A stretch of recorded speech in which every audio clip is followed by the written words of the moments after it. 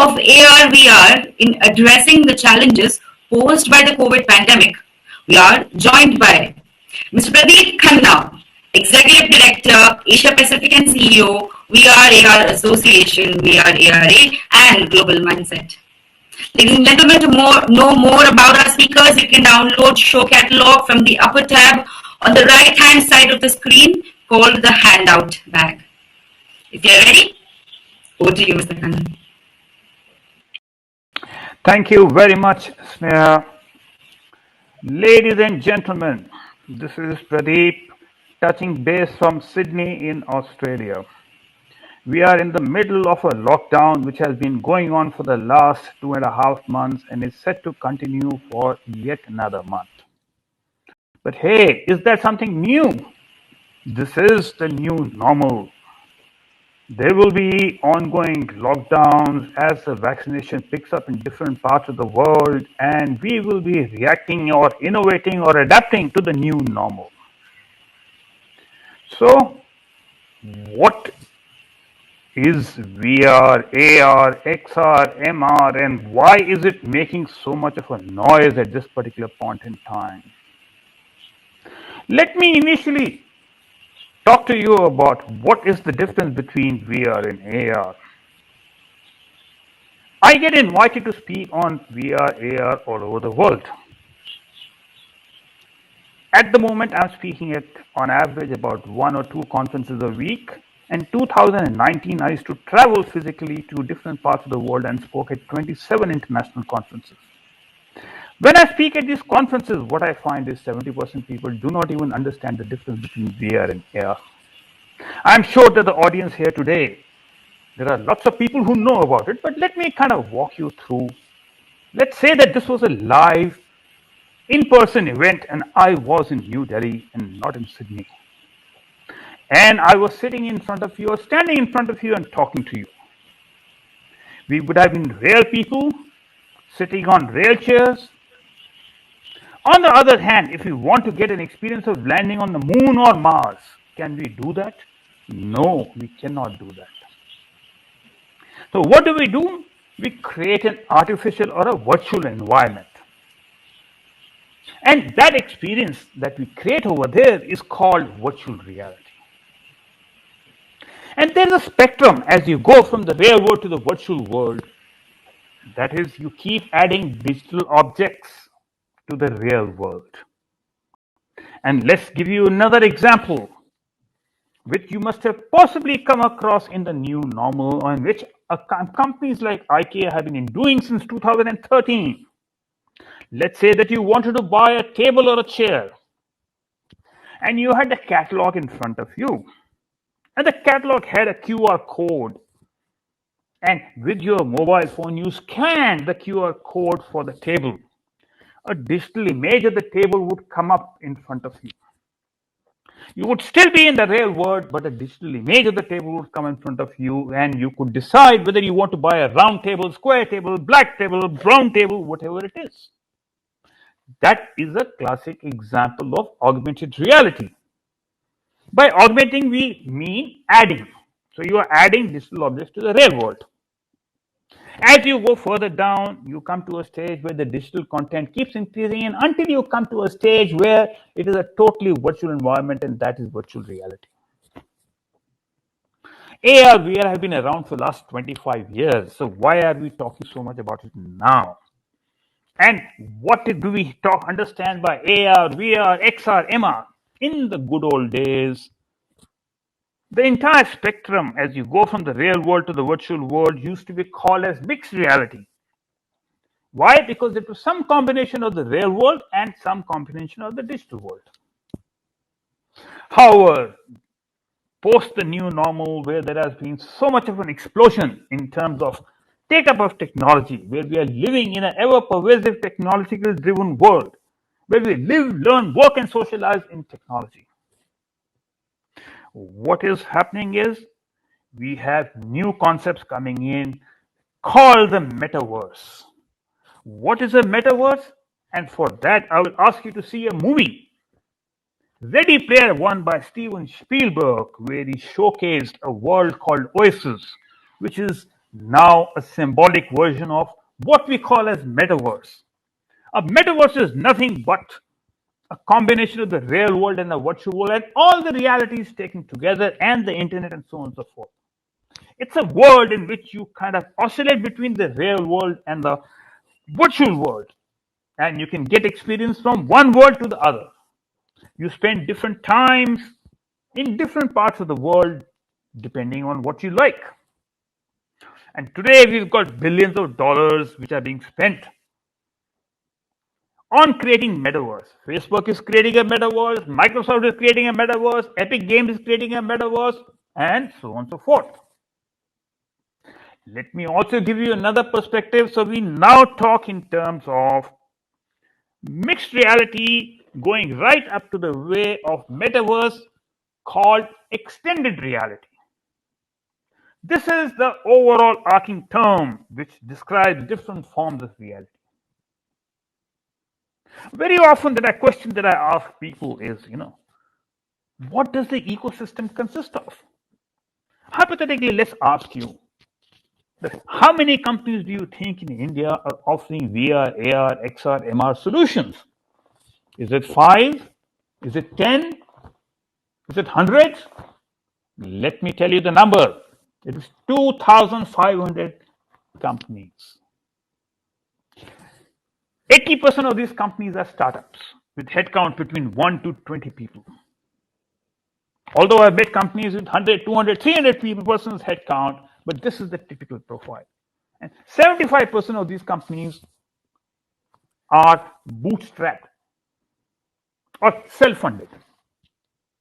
So this is what the ecosystem is, and the challenge is that nobody knows who's doing what in the AR VR ecosystem. So if nobody knows, then which are the industries which are having a good take-up of VR AR? Number one is gaming and entertainment, but which is number two? It's education and training. Number three is health. Number four is real estate, construction, architecture. Then you got defense, mining, travel, tourism, automobile, aeronautical, and so on and so forth. And when you look at what kind of functions are there in AR, VR, marketing, training, field operations are some of the common functions which are being used in AR, VR. So you can clearly see that, when you want to look at an AR, VR scenario, then there are a couple of dimensions. One is the technology, which can vary right from 360 to AR to VR to XR to multisensory. Multisensory means today we are talking of VR, AR only in terms of visuals. But what about smell, taste, touch? That's where the world is heading towards in the brave new world. And the second dimension then becomes the industry that we're talking about. Whether it's financial services, telecom, health, so on and so forth. Third is the function. And the fourth is the geography. Why? Because different parts of the world are in different stages of development and in terms of the ecosystem. So what works in Australia or US may not necessarily work in India. What works in India may not necessarily work in these countries, and so on and so forth. So the question really comes up is that are we at the tipping point? And the answer is no. But then why are we talking about AR, VR now? It's because we are heading towards the tipping point in the next 2 to 3 years. We have this brief window of opportunity to establish a brand and to be more knowledgeable about VR, AR.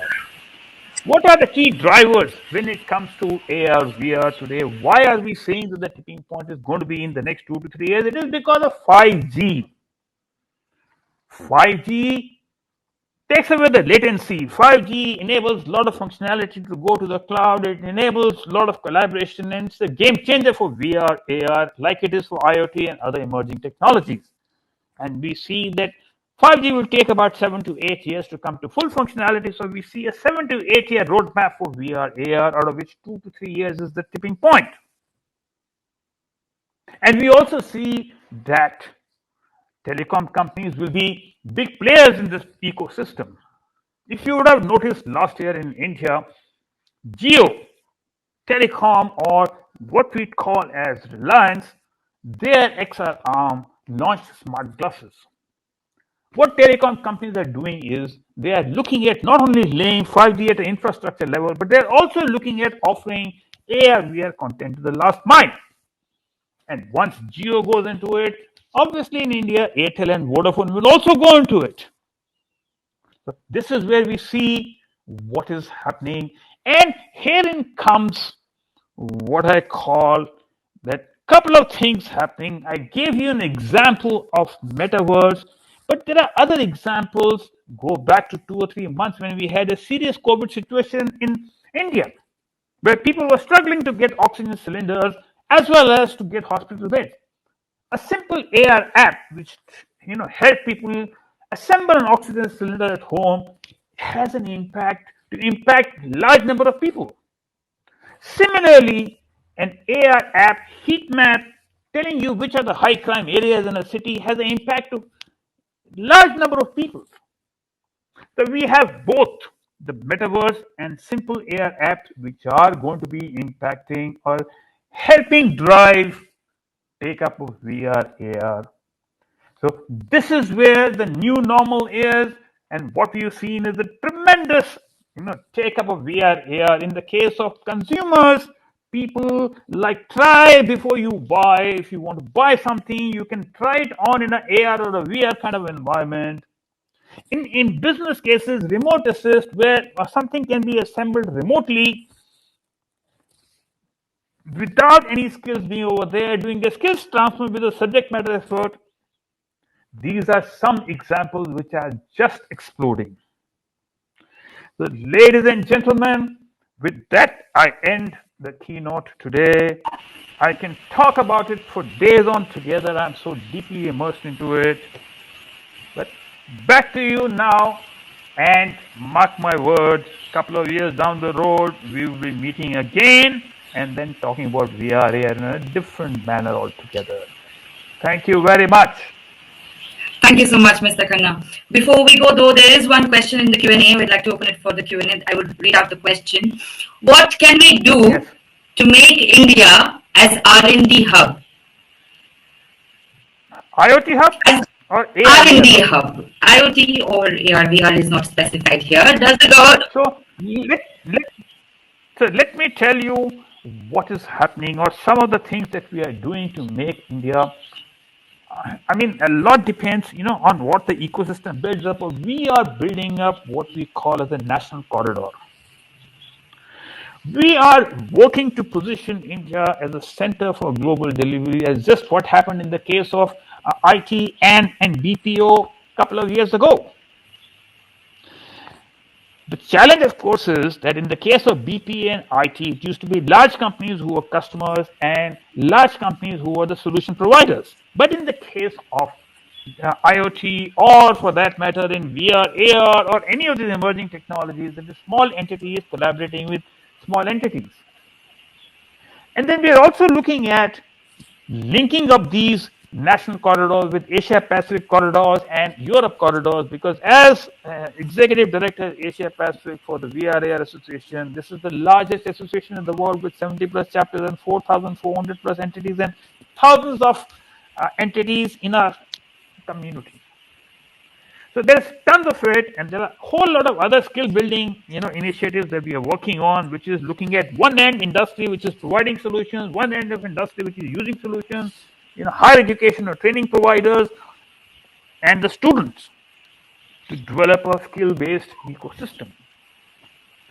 In considering that time, this is what my response is, and happy to take the question offline if the person so wants to do it. Sure. Thank you so much, sir. Thank you. We'd like to end this session. Thank you so much once again. Okay, thank you very much. Session. Thank you.